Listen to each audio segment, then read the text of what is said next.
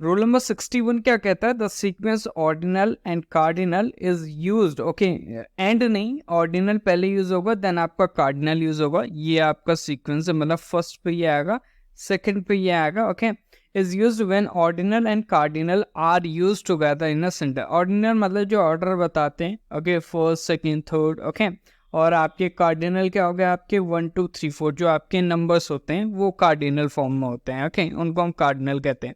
तो ये आपको ध्यान रखना है। एग्जाम्पल देख लेते हैं। The first 2 layers of the cake were chocolate. Okay, तो यहाँ पे देखिए द आर्टिकल है, फर्स्ट जो है ऑर्डर बता रहा है, सीक्वेंस बता रहा है। ओके, पहले है, सही है। कार्डिनल देखो क्या लिखा है, 1 2 3 4। ओके, 2 है, सही है। लेयर्स आपका नाउन है, प्लूरल है। ऑफ द केक की हम बात करेंगे तो द केक नाउन फ्रेज जो ऑफ प्रपोजिशन का ऑब्जेक्ट है। द केक में है आपका आर्टिकल और नाउन यूज हुआ है। ओके, वर्ब जो है वो आपका लिंकिंग वर्ब है, और इसका यहाँ पे चॉकलेट जो आपका नाउन है वो आपका सब्जेक्ट कॉम्प्लीमेंट है। किसका? द फर्स्ट 2 लेयर्स का। ओके, केक की पहली 2 लेयर्स कौन सी हैं? चॉकलेट वाली हैं। ओके, तो ये सब्जेक्ट कॉम्प्लीमेंट हो गया। तो यहाँ पे देखिए पहले ऑर्डिनल है देन कार्डिनल है, बिल्कुल सेंटेंस सही है, कोई इशू नहीं। अगर ये इस तरीके से होता द 2 फर्स्ट लेयर्स तो गलत हो जाता। ओके, तो ये चीज आपको ध्यान रखना। एग्जामिनेशन में आपने भी ये क्वेश्चंस देखे होंगे और इससे रिलेटेड काफी क्वेश्चन बनते भी हैं, ध्यान रखना है। नेक्स्ट है आपका the first 2 rooms were already booked. Okay, फिर से वही बात हो गई। फर्स्ट आपका ऑर्डिनल हो गया, 2 आपका क्या हो गया? कार्डिनल हो गया। बिल्कुल सही सीक्वेंस है, ओ सी। क्लियर है?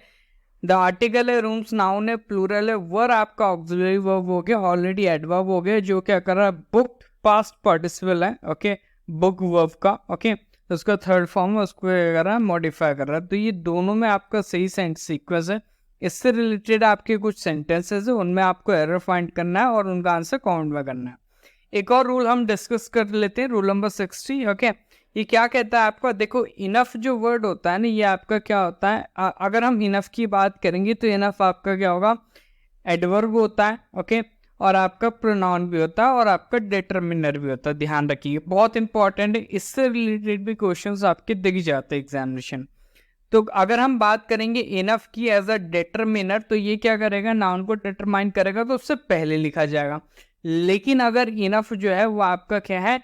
एडवर्ब है, तो ये हमेशा क्या होगा? आपका एडजेक्टिव या फिर एडवर्ब के बाद लिखा जाएगा। देखो, एक एडवर्ब का काम क्या होता है? एक एडवर्ब को मॉडिफाई करना और एक आपका एडजेक्टिव को मॉडिफाई करना। ओके, वर्ब को मॉडिफिकेशन के लिए हम इनफ यूज नहीं करते। ओके, इनफ का यूज सिर्फ आपका एडजेक्टिव या फिर एडवर्ब को मॉडिफाई करने के लिए होगा।